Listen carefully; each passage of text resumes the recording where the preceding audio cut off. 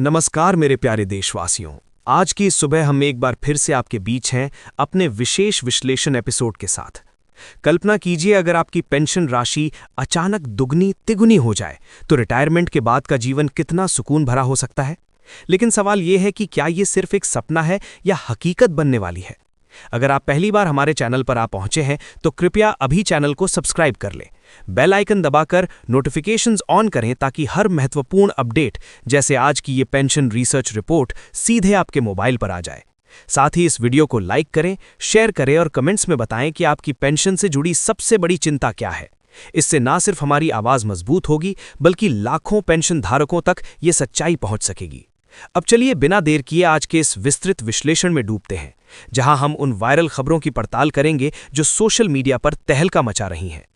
साथियों, आज का ये एपिसोड विशेष रूप से उन करोड़ों पेंशन धारकों के लिए है जो वर्षों से आर्थिक सुरक्षा की आस लगाए बैठे हैं। भारत में लगभग 81 लाख से अधिक EPS 95 पेंशनर्स हैं जो संगठित क्षेत्र के पूर्व कर्मचारी हैं, फैक्ट्रियों से लेकर ऑफिसों तक हर कोने से जुड़े हुए। पिछले कुछ दिनों से खासकर फरवरी-मार्च 2026 में सोशल मीडिया प्लेटफॉर्म्स जैसे यूट्यूब, व्हाट्सएप, फेसबुक और एक्स पूर्व ट्विटर पर एक खबर तेजी से वायरल हो रही है। दावा किया जा रहा है कि सरकार ने EPS 95 employee provident fund scheme 1995 के तहत न्यूनतम पेंशन को 1000 से बढ़ाकर 7500 रुपये मासिक करने का ऐलान कर दिया है। इसके अलावा 36 महीने की पुरानी शर्त को हटाने, पेंशन गणना के फॉर्मूले में बदलाव और महंगाई भत्ता DA को शामिल करने जैसे बड़े सुधारों की बातें भी हो रही हैं। इन पोस्ट्स और वीडियोस में लाखों व्यूज हैं।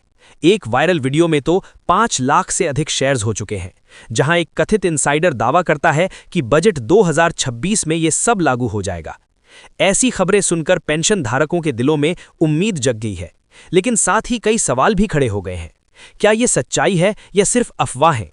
क्या EPFO employee provident fund organisation ने कोई आधिकारिक घोषणा की है? आज की इस रिसर्च बेस्ड रिपोर्ट में हम तथ्यों, सरकारी दस्तावेजों और विशेषज्ञों की राय के आधार पर इन सभी सवालों का जवाब देंगे।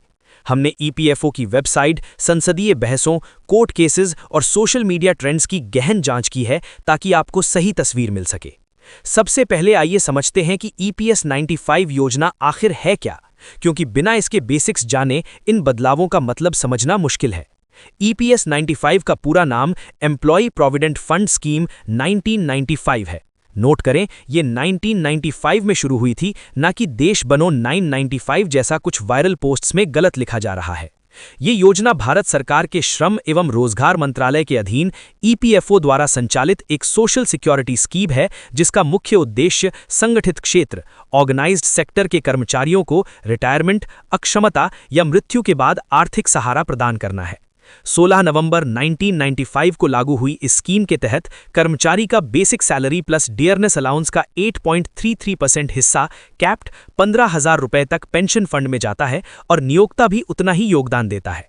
कुल मिलाकर ये एक कंट्रीब्यूटरी स्कीम है, जहां आपकी सेवानिवृत्ति के बाद मासिक पेंशन मिलती है, जो आपकी सेवा अवधि, औसत सैलरी और अन्य फैक्टर्स पर निर्भर करती है।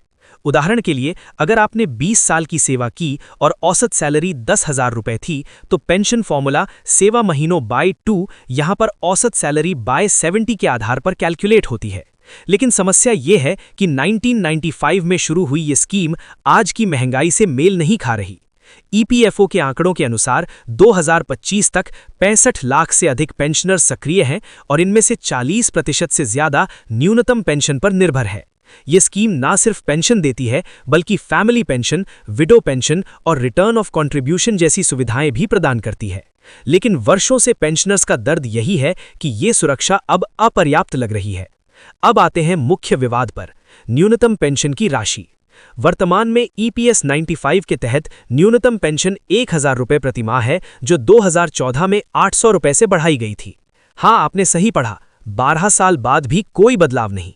EPFO की ऑफिशियल वेबसाइट पर चेक करने पर साफ है कि कोई नई अधिसूचना जारी नहीं हुई है। लेकिन पेंशन धारकों का तर्क बिल्कुल जायज है। आज के दौर में 1000 रुपये से क्या होगा? राष्ट्रीय सांख्यिकीय कार्यालय NSO के 2025 के डेटा के अनुसार औसत CPI कंज्यूमर प्राइस इंडेक्स 6.5% बढ़ा है, जिससे खाद्य वस्तुओं की कीमतें 8 से 10% ऊपर चढ़ गईं। एक सामान्य पेंशनर का मासिक खर्च किराया 3,000, राशन 4,000, दवाइयां 2,000, बिजली पानी 1,000, कुल 10,000 रुपए से ज्यादा। 1,000 रुपए तो बस प्रतीकात्मक है, जो कई मामलों में बैंक चार्ज भी कवर नहीं करता। विशेषज्ञों का कहना है कि न्यूनतम पेंशन को कम से कम न्यूनतम मजदूरी 2026 में 15,000 रुपए के 50% तक ले जाना चाहिए। इसी कारण पेंशनर संगठन जैसे national federation of EPS holders association लगातार 7,500 रुपए की मांग कर रहे हैं। क्यों 7,500?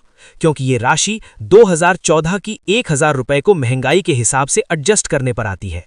12 सालों में औसत इन्फ्लेशन 5.5% माने तो कंपाउंडिंग से ये 7,500 के आसपास पहुंचती है।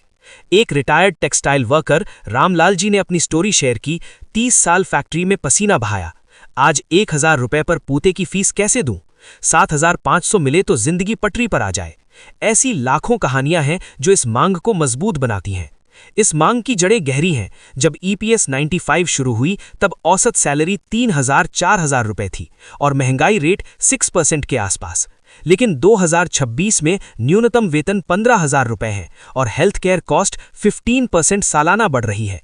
विश्व बैंक की 2025 रिपोर्ट के अनुसार भारत में बुजुर्ग गरीबी रेट 25% है और पेंशनर्स इसका बड़ा हिस्सा है। पेंशनर्स कहते हैं कि ये ना सिर्फ आर्थिक मुद्दा है बल्कि सम्मान का सवाल। वे पूछते हैं कि क्या देश की प्रगति सिर्फ जीडीपी ग्रोथ से मापी जाएगी या बुजुर्गों की गरिमा से।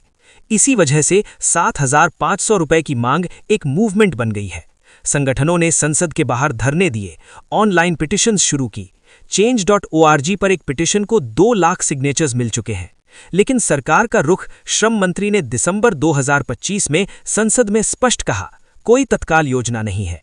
फिर भी बजट 2026 फरवरी में पेश के दौरान चर्चाएं तेज हुईं, जहां फाइनेंस मिनिस्ट्री ने सस्टेनेबल पेंशन रिफॉर्म्स का जिक्र किया, लेकिन बिना स्पेसिफिक्स के। पेंशनर संगठनों का आंदोलन इस मुद्दे का सबसे जीवंत चेहरा है।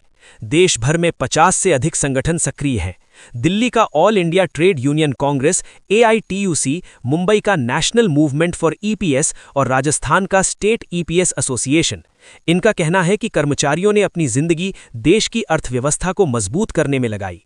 1990 में लाइबलाइजेशन के दौर में फैक्ट्रियां चलाईं, आज आईटी बूम का फायदा उठाया। सेवानिवृत्ति पर उन्हें डिस्पोजेबल ना बनाया जाए। आंदोलन की हाइलाइट्स, जनवरी 2026 में 10 शहरों में रैलियां, जहां 500 से ज्यादा पेंशनर्स सड़कों पर उतरे। फरवरी में सुप्रीम कोर्ट में याचिका दायर, जहां हाई कोर्ट में ईपीएफओ को नोटिस जारी किया। और आज 9 मार्च 2026 से दिल्ली के जंतर मंतर पर 3 दिवसीय 9 मार्च महाधरना शुरू हो रही है, जिसमें 81 लाख पेंशनर्स का प्रतिनिधित्व होगा। एक्स पर #EPS95 हाइक 2026 ट्रेंड कर रहा है, 10,000 से ज्यादा पोस्ट्स के साथ। एक leader Sitaram Yechury communist party ने कहा, यह संघर्ष जारी रहेगा जब तक न्याय न मिले। लेकिन चुनौतियां भी हैं। उम्रदराज पेंशनर्स के लिए धरना मुश्किल, मौसम की मार और सरकारी उदासीनता। फिर भी ये आंदोलन सोशल जस्टिस का प्रतीक बन चुका है, जो असंगठित क्षेत्र तक फैल रहा है। सोशल मीडिया पर फैल रही इन खबरों की पड़ताल करें तो सच्चाई चौंकाने वाली है। जनवरी 2026 से ही यूट्यूब पर EPS 95 पेंशन हाइक कंफर्म्ड जैसे टाइटल्स वाले वीडियोस वायरल हो रहे हैं। एक चैनल के वीडियो को 1 मिलियन व्यूज मिले, जहां दावा है कि कैबिनेट मीटिंग में अप्रूव्ड। व्हाट्सएप फॉरवर्ड्स में गजट नोटिफिकेशन की फेक इमेजेस शेयर हो रही हैं। एक्स पर सर्च करें EPS 95 हाइक $750 तो 5,000 प्लस पोस्ट्स मिलेंगी, ज्यादातर डिमांडिंग वाली, लेकिन कुछ में ब्रेकिंग न्यूज। हमारी जांच में पाया कि ये ज्यादातर अनवेटेड सोर्सेज से हैं, प्राइवेट न्यूज चैनल्स या इन्फ्लुएंसर्स जो व्यूज के लिए सनसनी फैला रहे। उदाहरण, एक पोस्ट में EPFO सर्कुलर नंबर 2026 ब्रैक साल 1 का जिक्र, लेकिन EPFO की साइट पर ऐसा कोई सर्कुलर नहीं। फैक्ट चेक साइट्स जैसे ऑल्ट न्यूज ने कई को डिबंक किया। क्यों फैल रही हैं? क्योंकि पेंशनर्स की फ्रस्ट्रेशन, वे उम्मीद के भूखे हैं, लेकिन खतरा यह है कि फेक न्यूज से असली मूवमेंट कमजोर हो। हमारी सलाह, हमेशा ऑफिशियल सोर्सेज चेक करें, epfindia.gov.in या pib.gov.in। आधिकारिक स्थिति क्या है? EPFO की वेबसाइट और गजट ऑफ इंडिया जनवरी-मार्च 2026 चेक करने पर साफ है, न्यूनतम पेंशन अभी 1,000 रुपए ही है, कोई हाइक नहीं। श्रम मंत्रालय ने 30 जनवरी 2026 को संसद में MP के प्रश्न पर जवाब दिया, वर्तमान में कोई योजना नहीं, लेकिन समीक्षा जारी है। बजट 2026 स्पीच में फाइनेंस मिनिस्टर ने सस्टेनेबल पेंशन रिफॉर्म्स का जिक्र किया, लेकिन 7,500 का कोई मेंशन नहीं। प्रक्रिया सरकारी है, प्रस्ताव, inter ministerial consultation, cabinet approval, gazette notification, बिना इसके कुछ भी वैलिड नहीं। ईपीएफओ के सीईओ ने फरवरी 2026 के एक इंटरव्यू में कहा, फंड्स लिमिटेड है, 7,500 लागू करने से 500 करोड़ एक्स्ट्रा चाहिए। लेकिन सकारात्मक, सुप्रीम कोर्ट ने फरवरी में हियरिंग शेड्यूल की, जहां जून 2026 तक फैसला संभव। कुल मिलाकर उम्मीद है, लेकिन कंफर्मेशन नहीं। अब बात 36 महीने की शर्त की, जो पेंशन गणना का कोर है। ईपीएस 95 में pension is equal to pensionable salary into times pensionable service divide 70। यहां पेंशनेबल सैलरी अंतिम 60 महीनों 5 ईयर्स के औसत पर आधारित है, लेकिन कई केसेस में 36 महीनों 3 साल का एवरेज लिया जाता है, खासकर अगर सर्विस छोटी हो। समस्या अगर आखिरी